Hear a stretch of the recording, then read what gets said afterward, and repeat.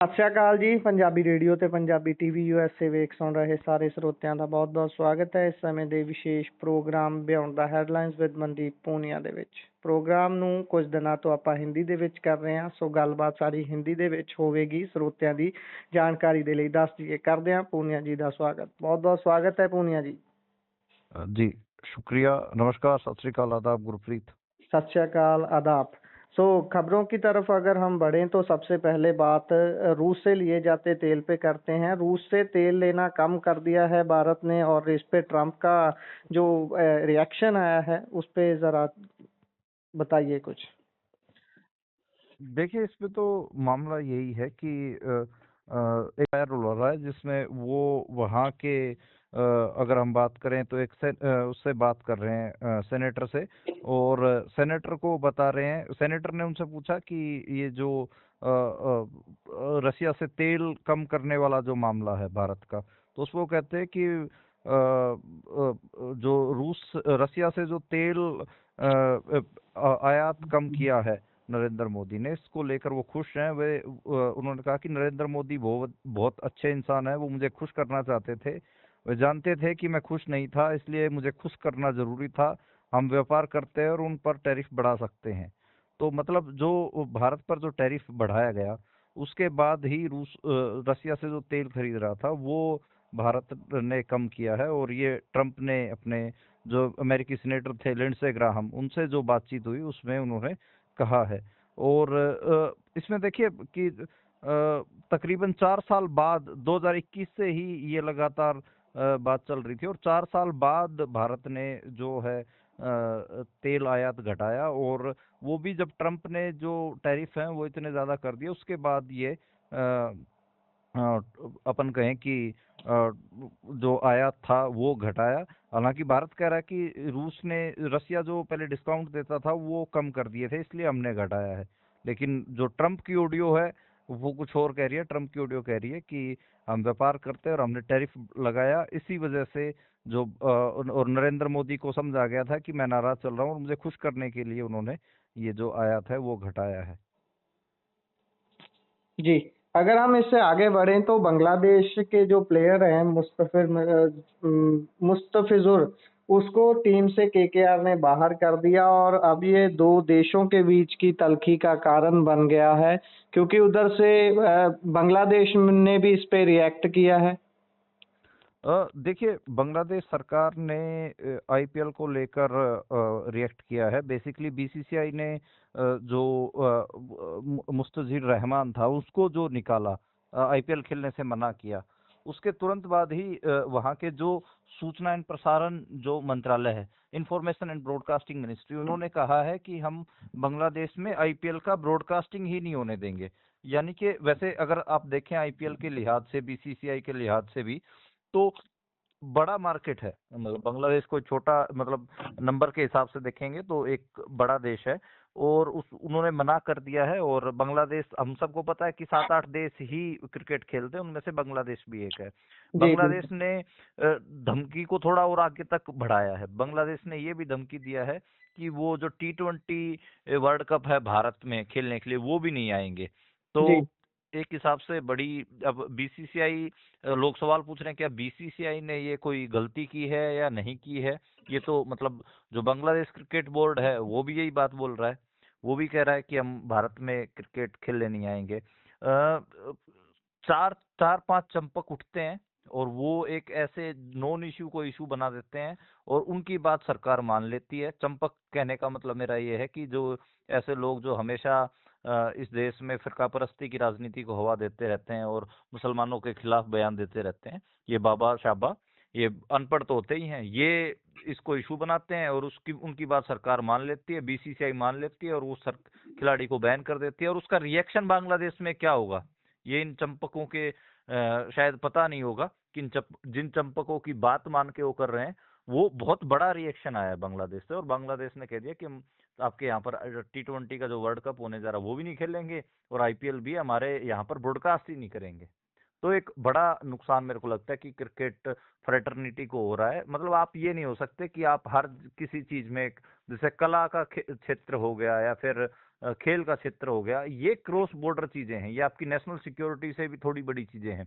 वैसे हम सबको कई बार मैं बात करता रहता हूँ, ये जो खेल अंतर्राष्ट्रीय जो खेल शुरू करवाए गए थे, ये शुरू ही इसलिए करवाए गए थे ताकि सभी जो देश हैं उनमें मित्रताएं बढ़ें। खेल भावना इसलिए ऊपर लेके आनी, जो स्पोर्ट्समैन स्पिरिट है वो कहीं ना कहीं लोगों में आपसी भाईचारे और एक दूसरे के खिलाफ जो तल्खी है उसको घटाने के लिए की गई थी। लेकिन अगर आप खेल का इस्तेमाल नफरत फैलाने के लिए करेंगे फिर तो उसकी चपेट में आप आएंगे ही आएंगे। मुझे लगता है कि देखो, मैं तो बड़ा अपनी 3-4 दिन पहले बात हो रही थी तो विश्व गुरु वाले नैरेटिव पे हम बात कर ही रहे थे कि ये विश्व गुरु बहुत करते हैं, इनको साउथ एशिया में भी जगह बनाने में मुश्किल हो रही है।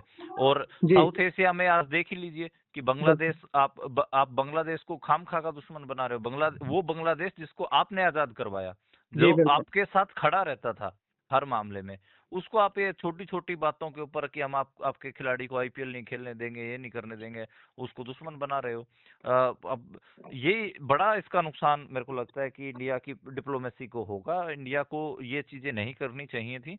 और किसी को मतलब, आप पाकिस्तानी खिलाड़ियों को आप पहले ही बोल चुके हैं कि आपको आईपीएल नहीं खेलने देंगे। अब पाकिस्तान के बाद अब बांग्लादेश के खिलाड़ियों को कह रहे हैं कि हम आपको आईपीएल नहीं खेलने देंगे। कल को अफगानिस्तान के खिलाड़ियों को बोल देंगे आप, कल को उसके बाद फिर आप श्रीलंका के खिलाड़ियों को बोल देंगे। ये कोई मजाक थोड़ी ना चल रहा है। फिर तो आप बोल दो कि जो आईपीएल है ये सिर्फ हमारे डोमेस्टिक क्रिकेट है, इसमें हम इंटरनेशनल खिलाड़ियों को खिलाएंगे नहीं।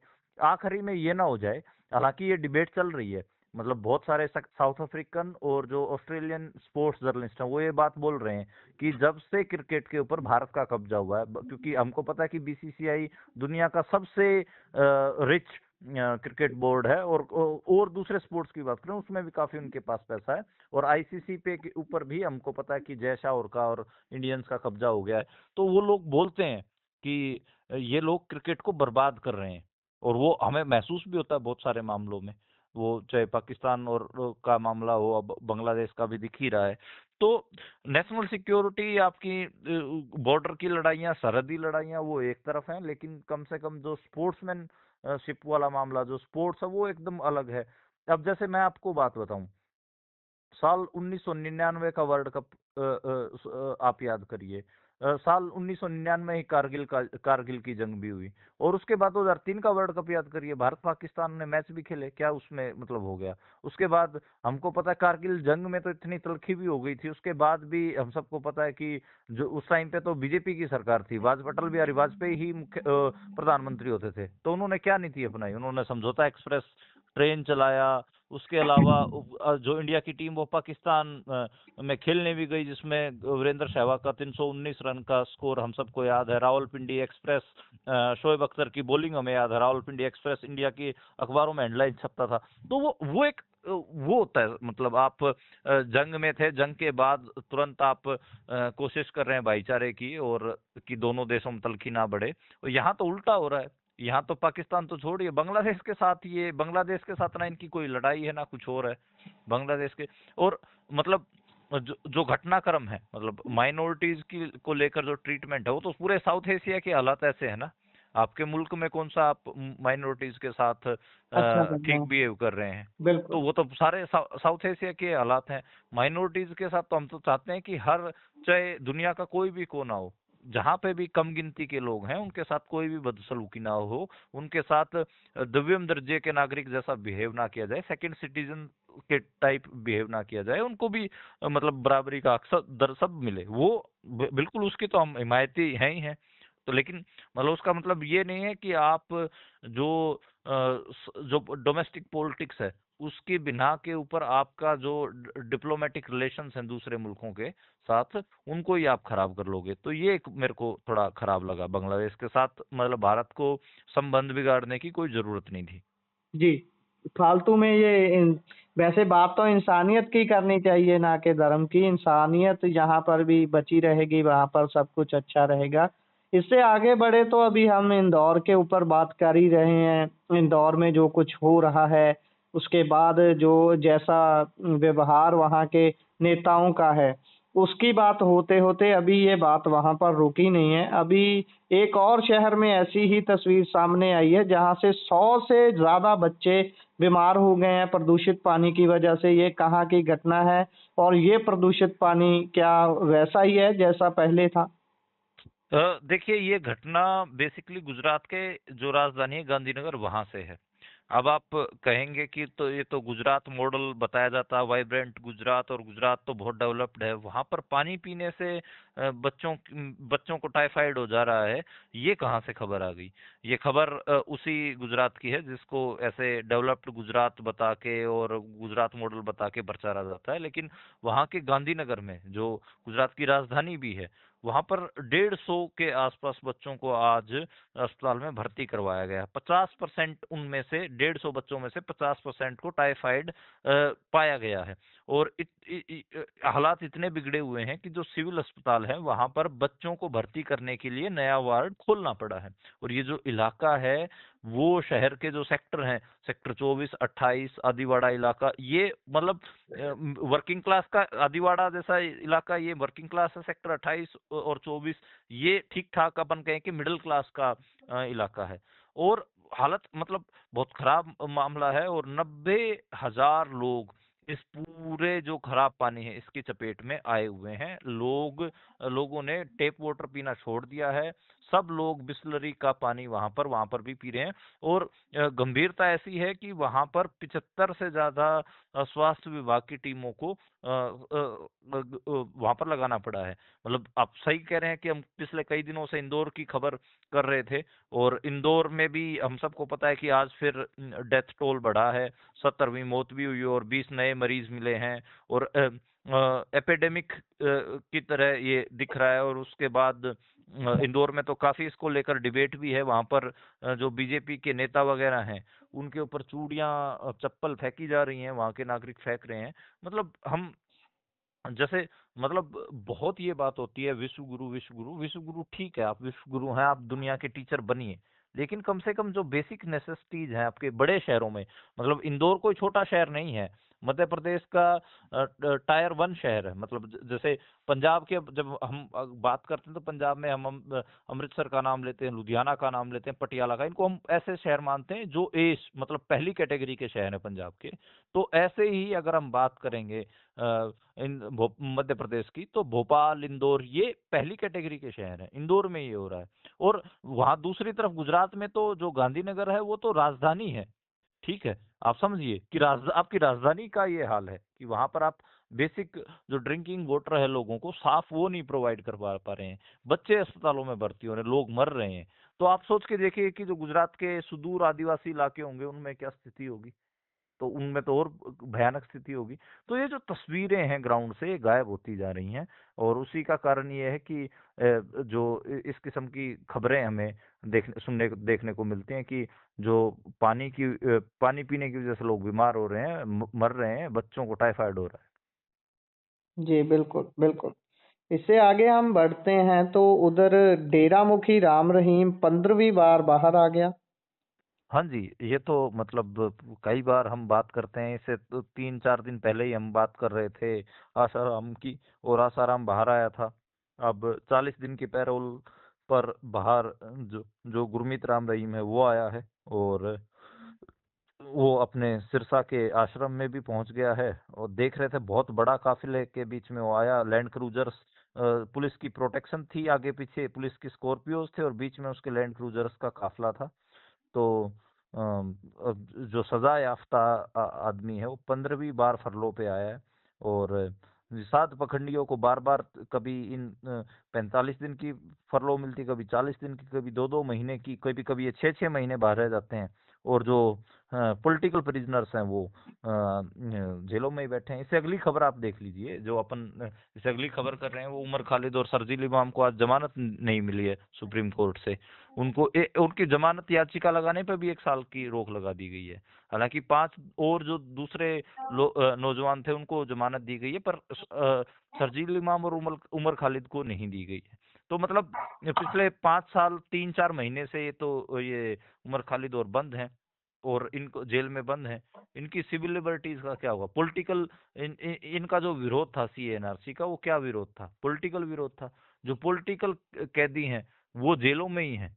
ठीक है, और जो दूसरी तरफ ये बाबा हैं, ये साध पखंडी, जिन्होंने इतने हिनियस क्राइम किए, इतने खराब जुर्म किए, जिसमें हमको पता है कि रेप केसेस के, और आसाराम के ऊपर तो नाबालिग लड़की ने लगाया रेप केस का मामला, तो उनको बार बार पैरोल दी जा रही है।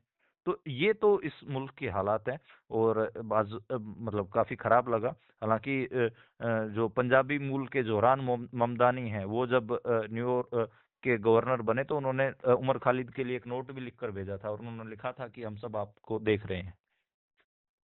जी। अगर इससे आगे हम बढ़े तो बात करते हैं दिल्ली दंगे केस की। तो आपने तो वैसे ये, उससे हाँ, उस पे किया ही है। मैं थोड़ा सा और चाहता हूँ कि थोड़ा इसको हम इंसानियत के एंगल से, मनुष्य के एंगल से अगर देखें, तो एक तो ये जो आपने वैसे बात की है कि उसकी सिविल जो चीजें हैं उसका क्या, मैं ये जानना चाहता हूँ कि अगर एक व्यक्ति के ऊपर मान लीजिए गलत केस भी बना हुआ है, तो उसको अगर 5 साल बाद ये अदालत में साबित होता है कि उसने जो उस पे क्राइम था वो उसने नहीं किया था, यो बेगुनाह था, उसको फंसाया गया था, तो फिर उस 5 साल का कोई कंपनसेट कैसे होगा? अगर हम उमर खालिद की बात कर लें, ऐसे लोगों का फिर क्या होगा? क्यों पुलिस को डर नहीं है? क्यों वो इतनी फ्रीडम से किसी के ऊपर भी पर्चा, किसी के ऊपर भी एफआईआर डाल देते हैं? ये नहीं लगता कि ये एक बहुत बड़ा लूप होल है कि किसी को भी दबाया जा सकता है? क्योंकि अगर उस पुलिस वाले को जिसने मामला दर्ज किया है, उसको भी ये डर होगा कि नहीं भाई, अगर ये बेकसूर साबित हो जाता है तो मेरे ऊपर भी गाज गिरेगी, तो फिर शायद कुछ हो सके।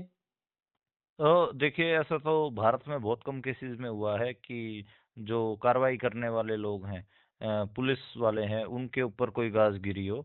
हमेशा हम सबको पता है कि कितने ही मुसलमानों को, कितने ही सिखों को, कितने ही लोगों को टेररिस्ट फ्रेम करके जेलों में डाल दिया जाता है, और फिर वो 10-10, 12-12 साल बाद छूटते हैं, तो उनके पास सिर्फ एक किताब लिख देने के अलावा कुछ रह नहीं जाता। मेरे एक दोस्त रहे हैं, उनके साथ मैंने काम किया, मोहम्मद इमरान।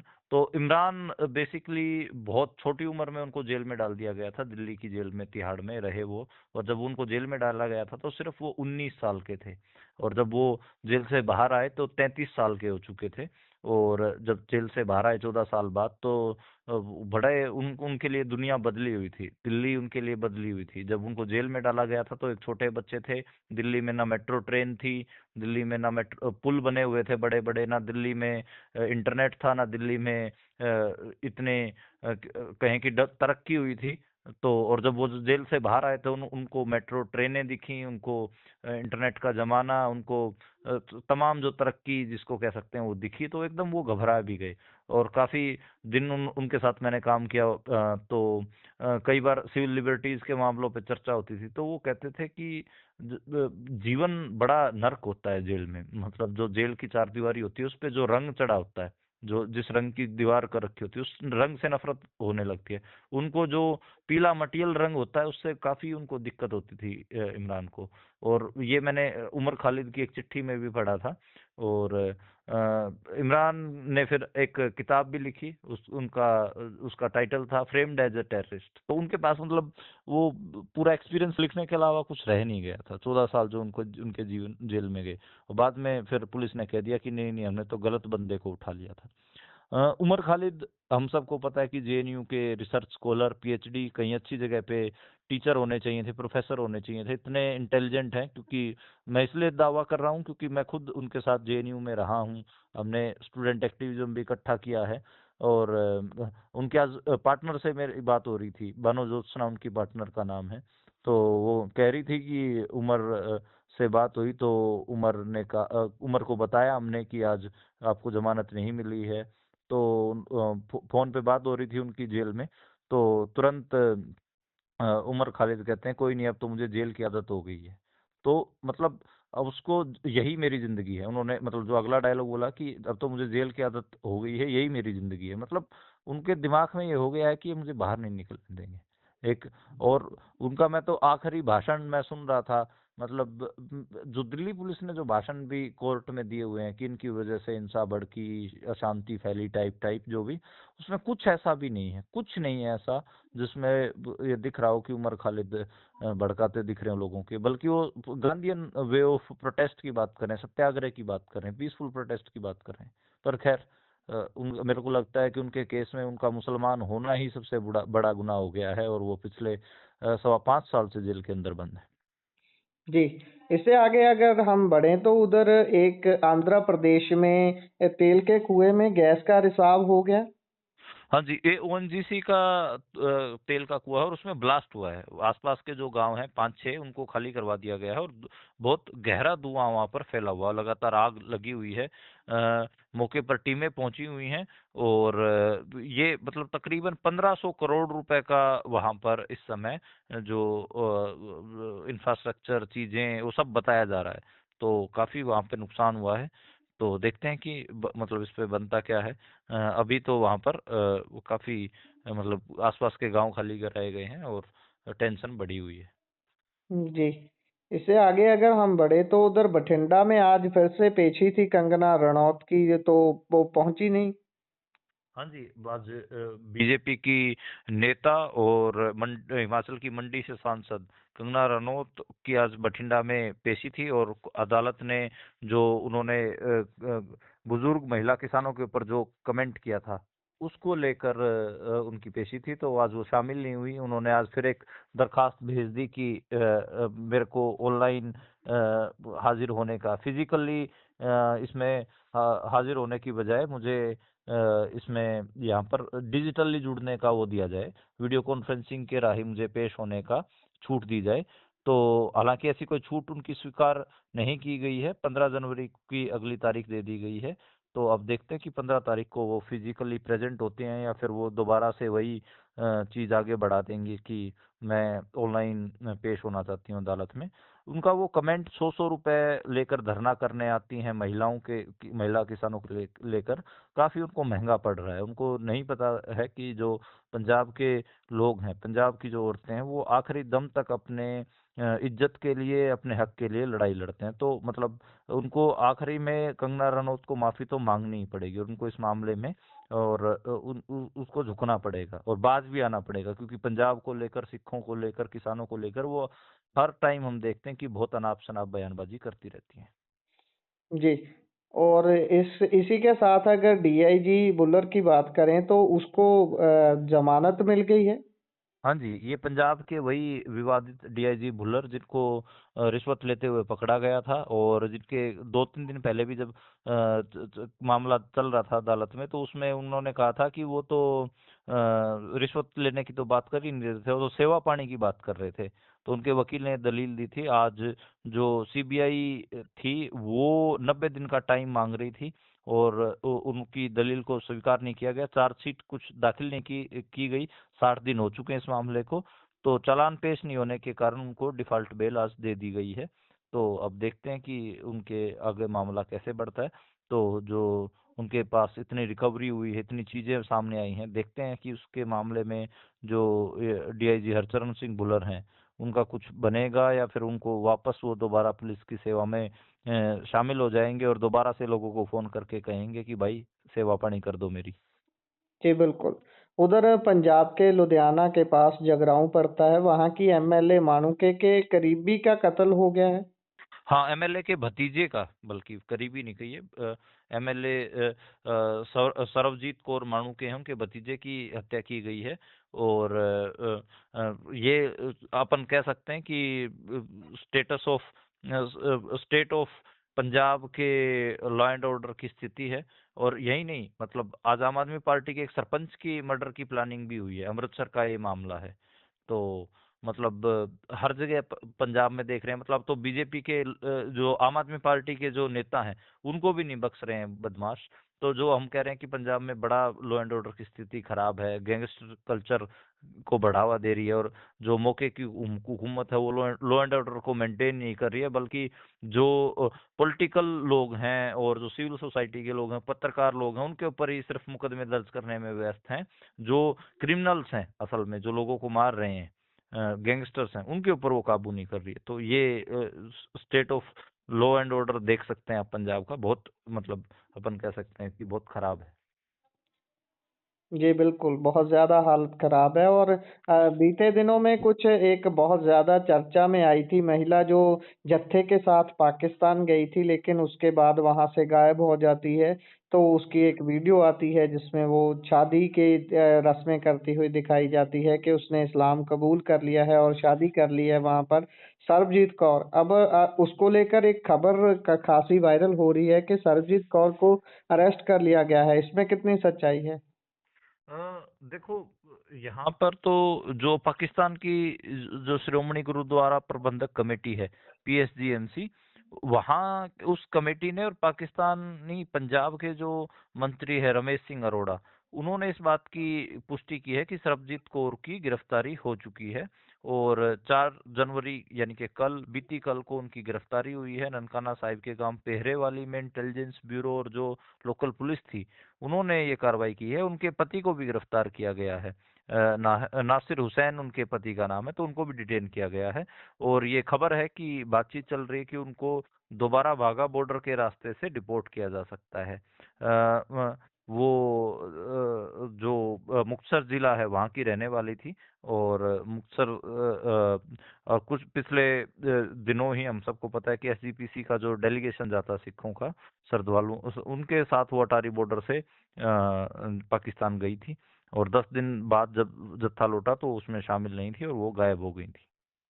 जी, इसी के साथ प्रोग्राम का समय यहाँ पर ही समाप्त होता है। आप जुड़े, जानकारियाँ साझा की, शुक्रिया।